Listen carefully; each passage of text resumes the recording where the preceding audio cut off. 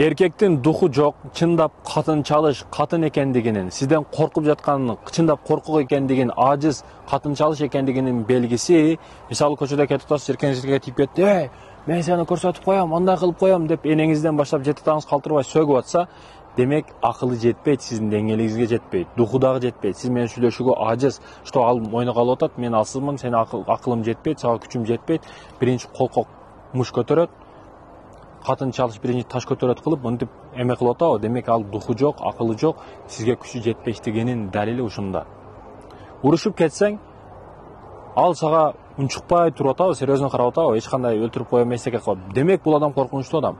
Бирок качан бирдеке болуп кетсе, сөгүп, ар нерсе кылам, өлтүрүп берем, бул адамдын колунан эч нерсе келбейт. Бул тилделе уста да. Не десеңиз, урматтуу мекендешим, бүгүн катын чалыштар өтө көбөйүп атат да. Катын чалыштар өтө көбөйүп атат. Колунан эч нерсе келбейт, жашоосунда бир результаты жок. Анан кыйын да, өзүнчө кыйын, миң кыйын.